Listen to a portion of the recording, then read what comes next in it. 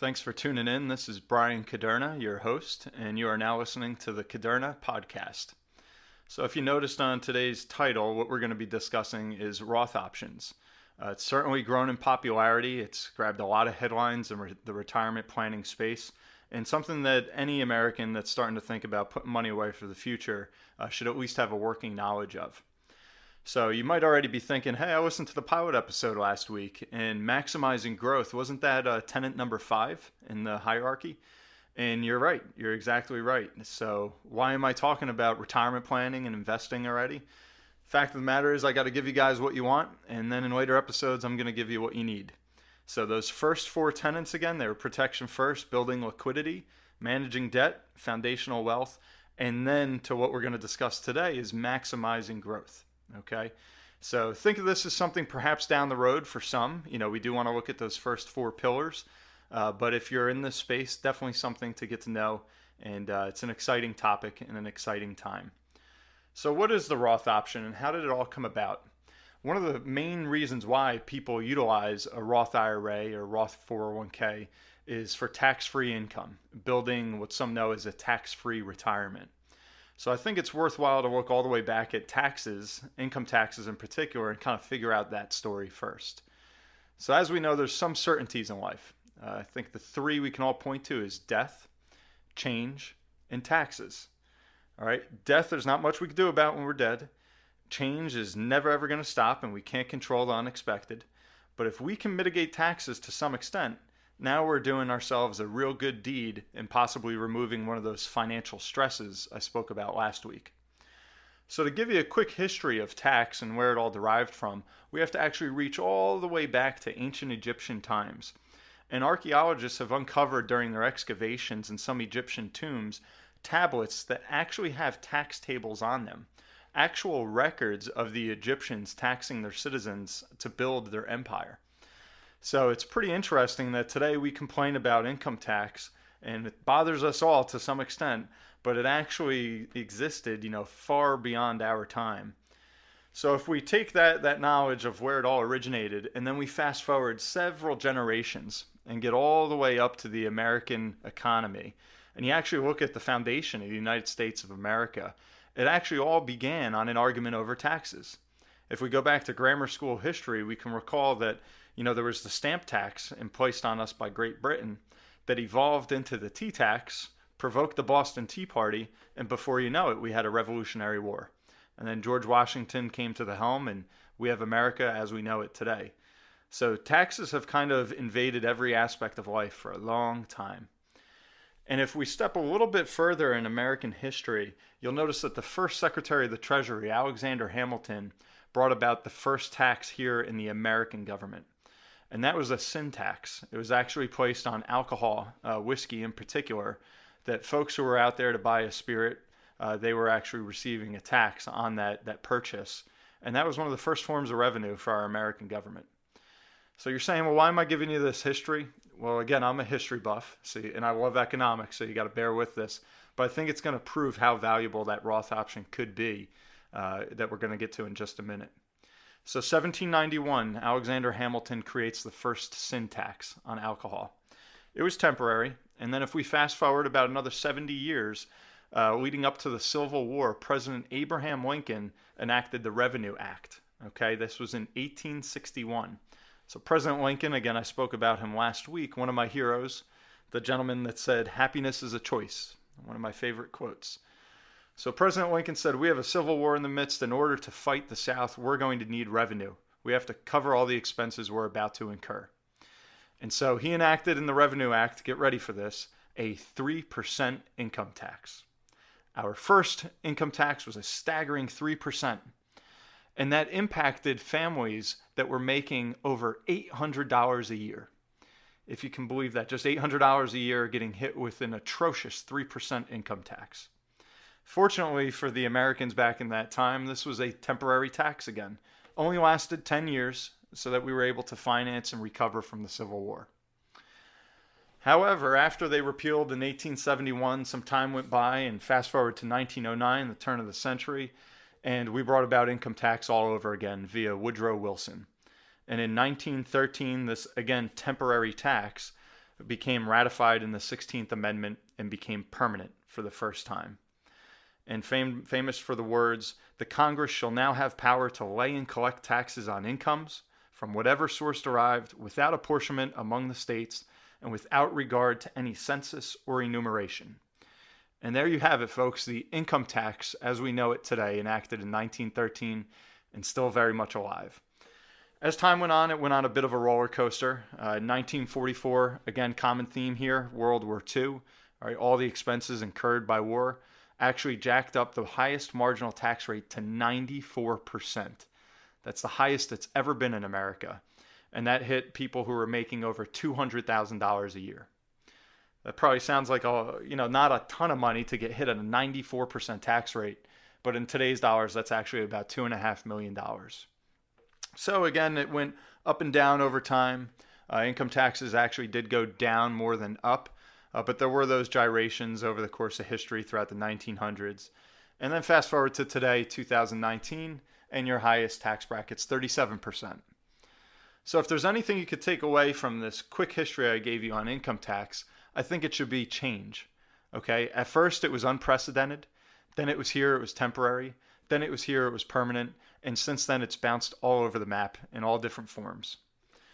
So again, if we can control one of those three certainties in life, being taxes, I think that can provide a lot of comfort, or at least some sort of comfort, when you approach those golden years of retirement. And just to take into context, today our country has over $22 trillion of debt. All right, just an obscene number that's so enormous. If we go from 22 to 23, I don't think anyone out there, aside from the inner workings of our government, will even take notice or even blink an eye. That's how big this debt is, but we can't forget the magnitude of it. And then if we look at another huge sum that we can hardly wrap our heads around, it's the outstanding balance in retirement plans today. All right, over $29 trillion sits inside of pre-tax retirement plans, according to the Investment Company Institute. All right, what those retirement plans are, they comprise defined benefit pension plans, as we know, and also the newer wave of defined contribution plans. That would be your IRAs, your 401ks, 403bs, etc. So when we couple that reality financially with the fact that over 10,000 baby boomers are turning 65 each day, we've got a lot of retirees that are going to start thinking about tapping into that 29 trillion. And you can rest assured that the government's saying, well, we've got 22 trillion of debt over here. How are some ways that we can start to manage this debt? And I don't think it takes a rocket scientist to perhaps match up some of these figures here. Just as a household that incurs some debt that wants to work down that balance has to address it. And there's two methods. There's either increasing their revenue or their income, or cutting their expenses, or usually a combination of the two. So it's no different for this gigantic institution of the American government, where they either have to cut expenses, hence all the conversations we have during election time, or raise revenue, typically via taxes, especially income taxes. So let's understand that landscape. Let's appreciate it for what it is, and start to think about what is that going to do to our retirement plan. All right, back in the day, everyone used to retire. I shouldn't say everyone, but the majority of Americans could retire with the comfort of a defined benefit pension plan and then also Social Security. And that would provide a steady stream of income in retirement that would give them some peace of mind. With the downward pressure on both of those programs, Social Security and pensions, as retirees are living longer and longer, thankfully, they're starting to take more and more money from those pots, and that's causing some issues for both of them. And that's where we've seen waves and waves of DB, defined benefit pension plans, go by the wayside or be modified to an extreme extent. And you'll talk with many folks now that have some reservations of what's going to happen with Social Security, how's it going to stay solvent, what's it going to look like when I retire. And that's ultimately where the introduction of a defined contribution, meaning we know what's going in, we don't know what's coming out. So a defined contribution plan came to existence in 1974 via the Individual Retirement Arrangement, or IRA. All right, about 4 years later, an amendment to the Revenue Act created the 401k. It was almost a mistake coming into action, and then that's blossomed into one of the major retirement plans that we're all used to seeing every day. And so this was ultimately the supplement to help for retirement, and now is quickly becoming a substitute for many. So we know these retirement issues exist.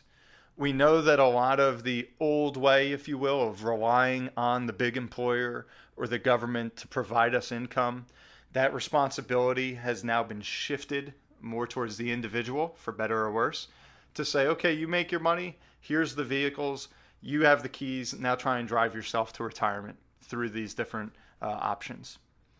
So all these were pre-tax options. What that meant is that it would either come from your paycheck, a payroll deduction, or you'd contribute to your traditional IRA, take a tax deduction, so we got a break today, but then we would defer that tax all the way until retirement, at which point when we actually utilize that money, we would be subject to ordinary income tax. Right? So we have an investment partner in those retirement plans, those pre-tax plans, and that investment partner is Uncle Sam. And ultimately, they're going to call the shots. We don't know what taxes are going to be in a few years, let alone in 20, 30, 40 years from today. So we do have that unknown tax liability that's compounding every day with growth, hopefully. And that's something that a lot of retirees now, I should say, don't quite know how to manage. And they feel that tapping those IRAs is like getting expensive money. How come every time I'm pulling something out of there, I'm getting whacked in taxes? I'm triggering what a lot of people now call the tax torpedo. My Medicare premiums are going up. My Social Security is getting taxed at a higher rate. I'm entering a higher tax bracket. I'm subject to now a Medicare tax or higher capital gains taxes on my portfolio. All these ancillary effects because I'm raising my adjusted gross income via distributions from those pre-tax retirement plans. So all is not lost. Again, that's not the end of the world because we are getting that deduction today, which I'm sure many accountants would prefer and say, hey, that's lowering your income. It's maybe getting you more of a bang for your buck in today's age. But we can't be short-sighted. We've got to think about 20, 30, 40 years down the road. What is our tax situation going to be at that point in time? So enter in 1997, Senator William Roth of the very tax-friendly state Delaware created what we know as the Roth IRA. And what he did is he essentially flipped the IRA, the 401k space, on its ear and said, you know what, you guys, you can swallow your medicine today, pay your taxes on your earned income, and then put some of your money into a Roth IRA, and now it will grow tax-free in perpetuity. Okay, regardless of what future tax rates may be, regardless of how large of a sum that account may grow to, that is all your money. That is not to be touched by Uncle Sam. All right, some of the rules and regulations around that, just so you have a general understanding. Again, they're post-tax contributions. To get a qualified tax-free distribution, you must be over the age of 59 and a half, and the account must be in existence for over 5 years. All right, so it must have been at least 5 years since you made your first contribution to that account. Follow those rules and you have a tax-free retirement, at least in regards to that bucket of money. How else does this thing work, this beautiful Roth IRA? Well, you're now, again, this is being aired in 2019, and as of today, you're allowed to contribute $6,000 a year to your Roth IRA. Over the age of 50, you can go ahead and contribute an extra $1,000 via catch-up contribution.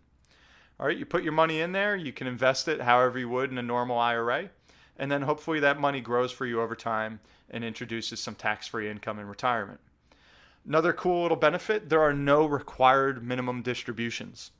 All right, a lot of my older clients, past the age of 70, are saying, why do I have to take money out of my IRA? I don't need it right now and it's affecting my taxes. I'm paying taxes and I don't want to.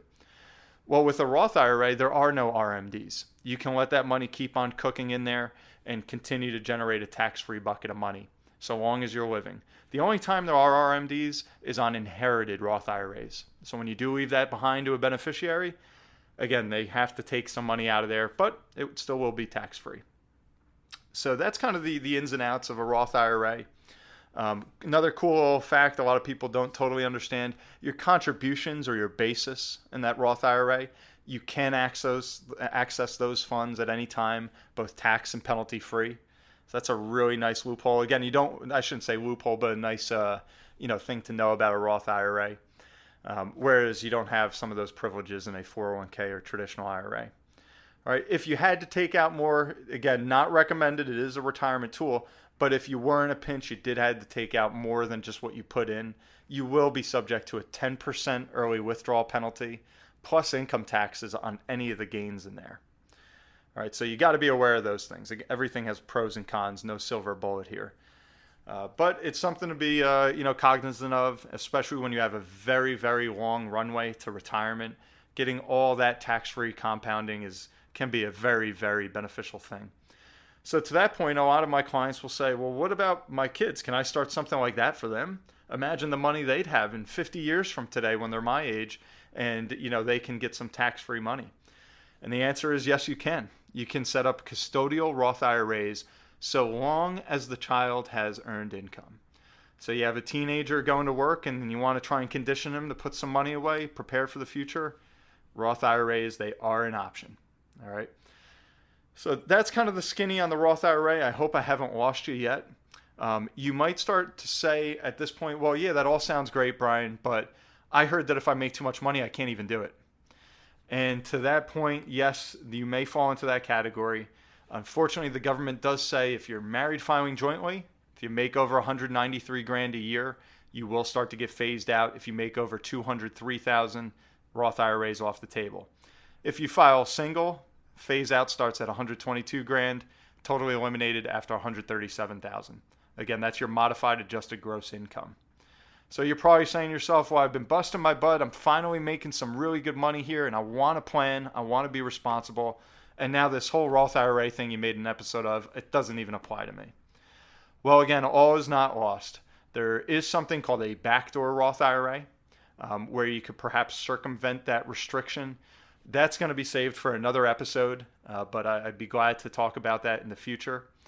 And if you're saying, well, I don't want to do that backdoor Roth IRA thing, I haven't gotten to that episode of the Caderna podcast, and I make too much money to do a Roth IRA, you may have a Roth option at work. All right. In 2006, in the Pension Protection Act, they created an opportunity for employers to attach a Roth option on your 401k, 403b, your 457. All right. So any of those retirement plans you're used to having at work, now we can actually elect to contribute on a Roth basis and get all the same advantages of tax-free growth that I was just speaking about. A couple other things to note there. There's no income limit. All right. A lot of confusion on that topic. You hear Roth, you think, okay, I make a lot of money, can't do it. If it's through your employer, there is no income cap. You can make $1 million a year. You're still welcome to contribute to your Roth 401k. Also, the standard contribution limits apply to that, which means you can put away, again, we're in 2019. As of today, you can put in $19,000 a year in a Roth 401k. And if you're over the age of 50, you can do an extra $6,000 a year, again, as a catch-up provision. So now there's no income cap and we can contribute quite a bit more. That's a really nice tool. You want to be aware of it if you have that through your employer. So speak with HR, check your benefits booklet. Again, get in the know, understand what your options are. So in closing, Roth IRA, Roth options, Roth 401k, get to know what it is, see if it's something that applies to your world, consult your tax advisors, consult your financial advisors, and at least know that that's something that could be on the table for you to give you a tax-free leg up in retirement. As I always tell my clients, it's not all about diversifying your investments. It's also about diversifying your tax bill. Every retiree I sit down with today has a much greater appreciation for some of that post-tax money in retirement. So if you can put yourself in that position, again, where you have control and you have multiple buckets or multiple pockets of money to tap, it'll help you to choose at this point in time of retirement, which pocket should I tap and what could be perhaps the most tax efficient, thanks to the Roth option that I funded while I was back working and making money and saving for the future. Lastly, a question I actually just received today, so I don't want to skip over it. I often hear, in the Roth IRA, the Roth 401k, what are the returns like? Would I get a better return in a traditional IRA than a Roth IRA? Maybe, maybe not.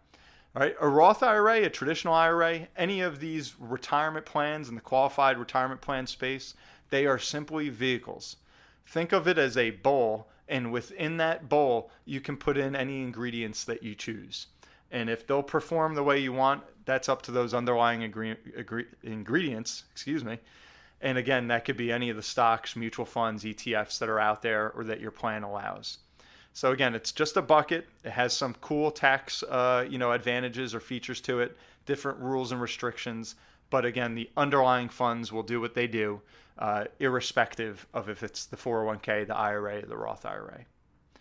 Okay, so I hope this has been helpful. Hopefully you have a better idea of the Roth option. And please do tune in again next week to the Caderna podcast, and we'll continue to provide as much financial knowledge and business advice as we possibly can. Thanks again. This is your host, Brian Caderna, and we'll see you next week. Take care.